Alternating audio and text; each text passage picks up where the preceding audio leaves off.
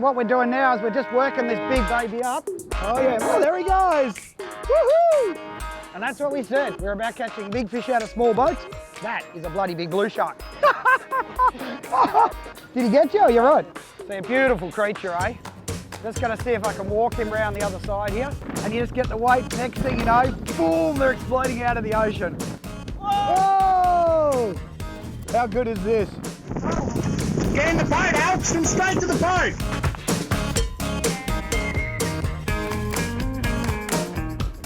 We're out at Browns Mountain, 24 miles off Sydney, chasing Mako sharks. Joining us on this trip was regular Phil Bolton and special guest Rob French from the Institute of Marine and Antarctic Studies. We were on a mission to tag the sharks in an effort to unlock their secret lives. The sharks were ready to play and we hooked up almost straight away. Well, Rob, I've organised the weather for you. You've come all the way to Sydney to catch Makos. The weather's just like it is in Tasmania for you. Pretty much, yeah. Now, you want to catch Makos, we can do that for you. What's next? What's the next step? What are we doing it for? We're doing it because of the ban actually a few years ago, and there was a call for more scientific information. So a lot of that's sort of provided impetus for this project. And because catch and release was thought to be a better method of catching and fishing and all that sort of thing, and more sustainable, yeah. So I suppose my job's to have a look at the impacts of catch and release and see if we can improve it. How are we going to go about getting it? Because you know these Makos, they're not always the nicest creature. They don't always appreciate that we're trying to help them. Oh, look, they're all right if you treat them nicely. They usually behave. What about all the teeth? No, you just don't put your hand in the mouth, mate. Okay, so how are we getting this blood sample, for example? Well, I've got this lovely sling here. Yep. And we're going to drop that off the side of the boat. Then when we bring the shark up, we'll just pull it straight in and close it out on the shark, so it doesn't go anywhere.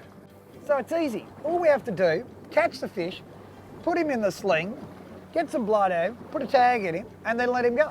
Spot on, mate. All right, Spot on. let's get this baby in the water and let's see if we can catch some fish. Sounds good. Yep.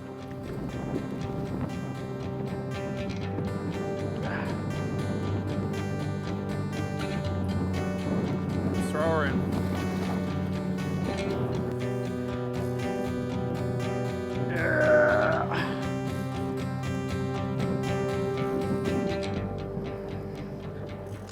The one thing you never know, and you'll see Phil's jumped straight on the wheel, got the engine running, just in case it jumps and bolts off into the horizon, which we actually wanted it to do. We're just not sure what it is. Just want to see him early in the piece so you know you're not wasting your time with the wrong fish, you know.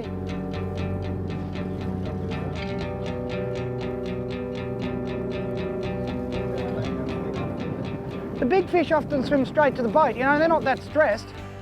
And so they come up to see what the hell's going on.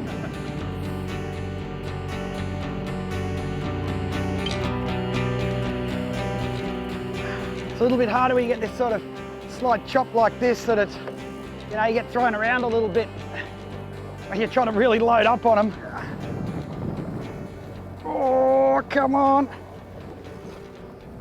Ah. This is when we've got them right up. See the wind-on's right there. This mongrel's sitting under us. I don't want him under, I want him over there. So we're trying to get Phil to go forward a bit. Try and get him, plane him up on a bit of angle there. Okay. He looks like the right, not a blue, is he? Oh, maybe? I think there's a bit of tail there, could be a blue, but a bit of a fight for a blue. Unfortunately, he's not a Mako. Yeah, We'll still stick a fisheries tag in him. Well, we should still help science. Even if it's not the right one for what we want to do, we'll still get that tag in him. And I'll tell you who will be happy.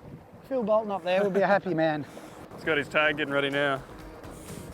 You know, testing, we're going to wind him up. We've got the wind-on leader on there. Compliments of old Tim Carter. And what we're doing now is we're just working this big baby up. Now, it's not quite the species we wanted. It is blue, so it's close. And it is possibly, well, it is the biggest blue shark I've ever caught in my life. And that's what we said. We're about catching big fish out of small boats. That is a bloody big blue shark. But unfortunately, we don't want blue sharks, but we will still tag him.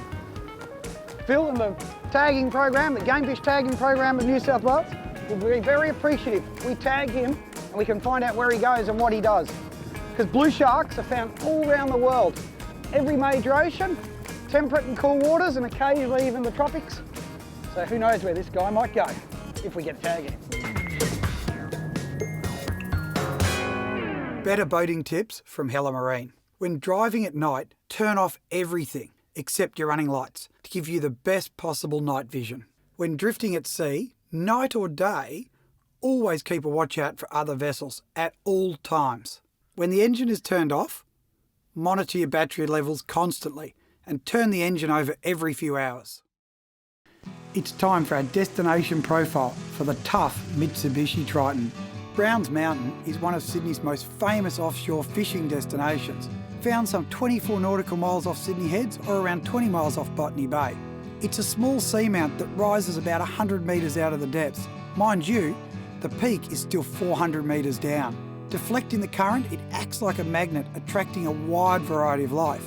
On the bottom there are all sorts of ooglies, from blue-eye to gemfish, while tuna and marlin can be found higher in the water column. The Mako fishery is a relatively new one that has evolved as bottom fishing has become more popular, much to the delight of game fishermen. Remember to reel in a tough, reliable Triton at your local Mitsubishi dealer.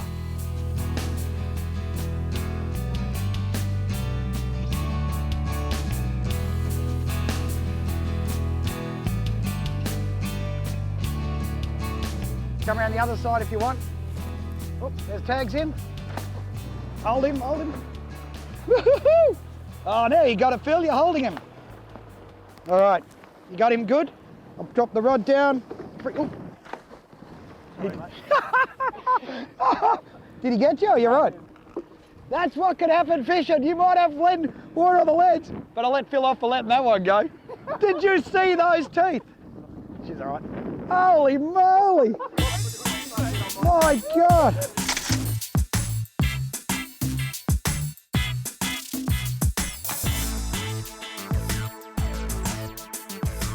That was pretty insane, and that fish bolting down, and now we've done a premature release. He tried to bite Phil, he bolted, I bolted, and now we just pulled the hooks on him then. I think he got rolled up in the trace as he went down and disappeared. We got the tagging, fisheries are happy. Phil has 10 fingers. Did you get any more? All I saw was a blur of blue and white flashing teeth. This is going to Colgate ad at this rate. Oh, that was awesome. I suppose we better get back to business and find this Mako for you. I'd really like that. All right, I'll wind this up, we'll get a Mako. All righty, oh, look at the balloon go. Hey Phil, I think you got a bite. Oh, there he is, he's swimming out, swimming out. Yeah, he's away. Oh, he's on it. Hey, you got him? Yeah, I think he's on there. Lock up. All right, this is the exciting bit. Get the camera out, ready for the jump.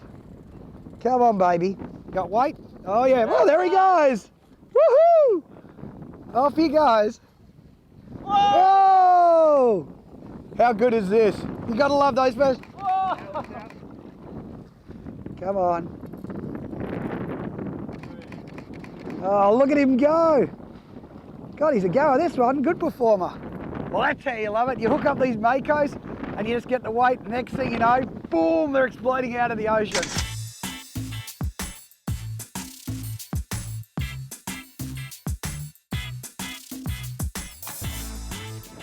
Oh, that's awesome. The funny thing is, you're swimming around here and you just swim back and we're like, oh yeah, here we go, here we go. Before you know it, Phil's fighting it. I catch a blue shark, he catches a Mako. There you go. Phil, nice and comfortable, mate? Yeah, feeling very good here, mate. That's the key, you get that harness, get it in. See how it's taking the pressure off his arms? Put it on his legs, that's where your muscle is. Now, Phil, I'll just go forward a bit and just bring him around. Wind on, John. You getting ready, Al? Yeah, mate, I just got to bring him around the other side for you. Losing a bit of line now. Just try and swing across his nose, see if you can turn him. Just pull hard there. Just work around. It's so much harder, you know, when you're doing it normally, you just put a tag in, it's all done. But for us, we've got to do so much more work to make sure he comes up. All in the name of science. So frustrating, we've got him right here. An easy shot, slings on this side. It's like, come on! And you can see here, look at him flaring up. You'll see him now, look if you look out the back there now. Hey, come here, buddy. Come on. Ah, come on. Just trying to guide him. Go. Almost trace. Got him on the trace, I can do that. So I'll hold him there for you so you get a nice shot. See, a beautiful creature, eh? Just gonna see if I can walk him around the other side here. Come on, mate. Come on. Come on. You got the trace, buddy? Come on. Shit out of the way. I'll pole cam him here if you want. Oh, there he goes. Just pull the hooks. Oh, you're joking me. Oh, I just pulled the hooks. I didn't even put any pressure on him. I blame you for that completely, Al. So close. So close. All right, we'll go back, catch another one. Back to the mountain, boys. Frustrations of science. And now it's time for fish facts, thanks to the Complete Angler. The Mako shark is one of the most exciting of all sharks to catch, and they spend as much time in the air as they do in the water, and is one of the fastest fish in the sea. Mako sharks are actually partially warm-blooded. Growing to 400-500 kilos, they're an awesome predator, and it is a close relative to the great white. Although, unlike the great white, it spends nearly all its life out to sea. They can be found in all temperate and cooler waters right around the world. In Australia, they're prolific down the east coast and right across the bottom. Environmental tip for Club Marine, Australia's largest insurer of pleasure craft. The Labor government almost banned Mako shark fishing based on poor science. But anglers play a vital role through the tagging programs and satellite tagging, as we did with Rob, to understand these creatures. And if we understand them, we can look after them. And if we look after them, we can better manage them and ensure they're there for the future. Here we go. Oh yeah, baby. Oh, I love this. Look at that. It's just running nice and deadly. He's eating it. And all you do with these circles, just push it up. There he is on the surface. Nice and gently. And let's hope he jumps. Loading up. Phil's winding up the other one for us. Takes him a little while to get the hang of what's going on, you know. It's just coming in towards us. Come on, be the right stuff. Be the right stuff. We've had blue sharks, we've had Makos, we just haven't stayed attached to them. So this could be it. Come on. Ooh, what's that? That looks right, the right fin. That's the right type of fin. We just saw the fin up on top. Might get a jump here somewhere. There he is, woohoo! This is not the type I like when they just keep going down like that. Whoa! So what do you reckon, boys? We definitely Mako, we got the jump. What's your call on weights?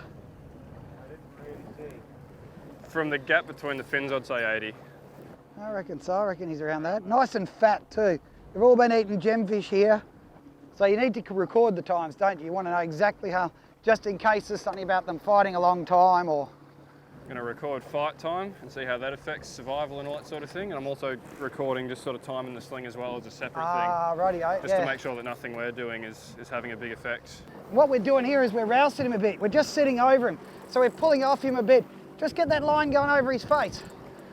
Just get him up and hopefully jumping more. You might notice the difference between the fish that I catch and the one that Phil catches. My fish sit perfectly. And what that comes down to is good angling. I think modesty's got a lot to do with it too. You've got a really modest angler. Yes, like me. So modest. If I lose it, I'm going to get so much grief.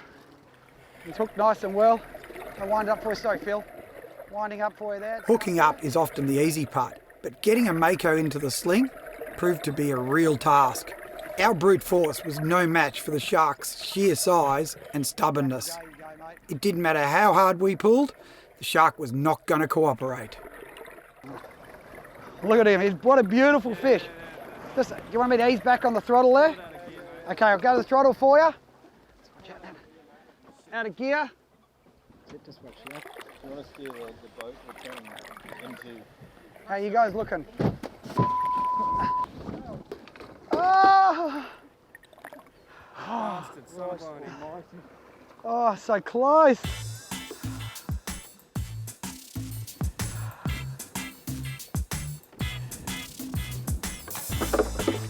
Oh well, another one down. Oh. It's so close, we had to get that sling under. We couldn't get it down on him. We didn't get it on him and he just shook it off. How many fish do we have to lose? We've had a good run with sharks, eh, Phil? So close. In the end, the shark made his escape, but not without belting poor old Phil in the head with his tail.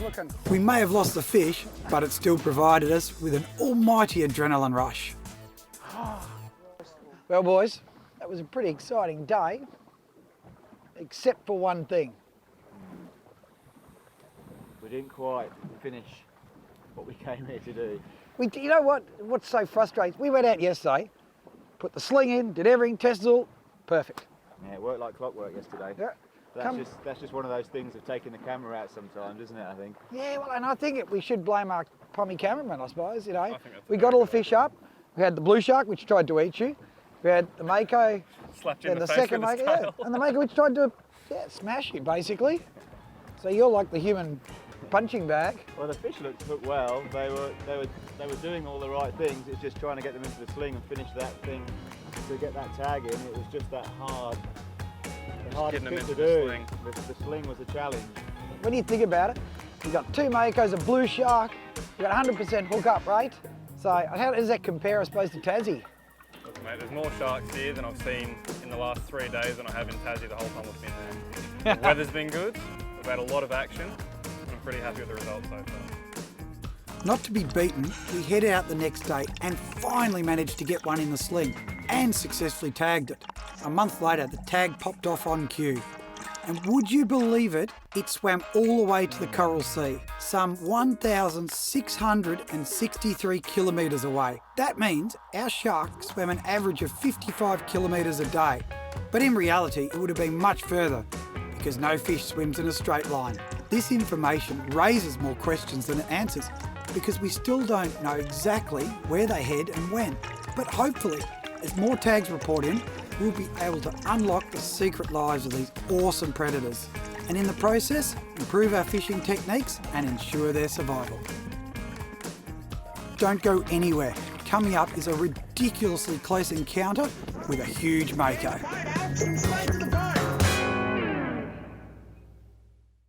It's time for Fish Like the Pros with the Complete Angler, who've been helping you fish since 1967. When fishing for sharks, always keep a visual on the burley trail, because not all sharks will eat straight away. And if you can see that tail or that fin coming up, you'll be able to react. And if you react, you'll be able to catch them. Always remember to drop into your Complete Angler for all the updates on fishing reports.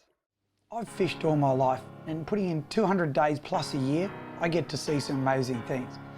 But the standout feature, the one thing that is the most amazing, and without doubt the most scary, was swimming with a 300 kilo Mako shark. We're up at Port Stephens during the marlin season, obviously chasing marlin. Now, we'd started off really well. We'd got a fish in the first 10 minutes, hooked it up, everything gone to plan. I jumped in, filmed the release, it was perfect. And probably a couple of hours later, coming on to lunchtime, we hooked up again. This time the fish played up. You know, he wouldn't stay with the boat, we had to keep chasing him reverse. Whatever we did, he'd do something different. And to complicate matters, we kept marking a second fish on the sounder. So we kept stopping and trying to, being the greedy blokes we are, feed a second bait out. And we never got another bite. And of course the fish we were hooked to would bolt. So we finally got him to the boat. And he's playing up and I've jumped in the water while the guys are holding him. Sitting around the back of the outboard. And as soon as I've jumped in, the fish has just really calmed down. And which was a little bit odd, but I didn't think anything of it. The plan was to release this fish, but what we want to do is do a few photos beside the boat for ID purposes and for the magazines. Everything was going to plan. I got a few close-ups. So I've swum up and I've done the shots beside him. Can you go talk to me with it, Alex, on stage? I've dived down, done some shots underneath. I dropped back to get that final shot, and suddenly everything went completely pear-shaped. I've suddenly felt this whoosh, and I've turned around thinking, what was that? And there is this massive 300 kilo Mako attached to it. The shark's bit the marlin midship, and then he's worked his way down towards the tail. Once he's hit the tail, all hell has broken loose. Where's the video? Right round the road.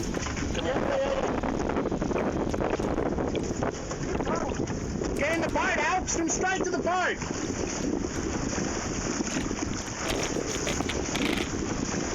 Get in, Al. Get in, Al. I'll go back. That is insane. Let's get back to it.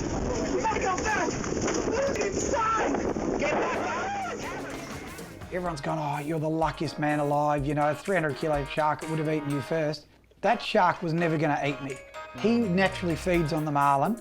I look back at this experience as one of the most amazing things, and for me it's the biggest privilege ever to be a part of it, and definitely not on the menu, to see nature and the raw in such a way. And it was sad to see the marlin eaten, but to be a witness to that is something I'll never ever forget, and I've got the photos to prove it. Club Marine's tips of the week. Firstly, use circle hooks. That way you can run lighter leaders and get more bites. Secondly, keep the burley consistent. Don't overdo it and overfeed the fish. And finally, big sharks, they're dangerous, just as we found out. So you're better off letting them go.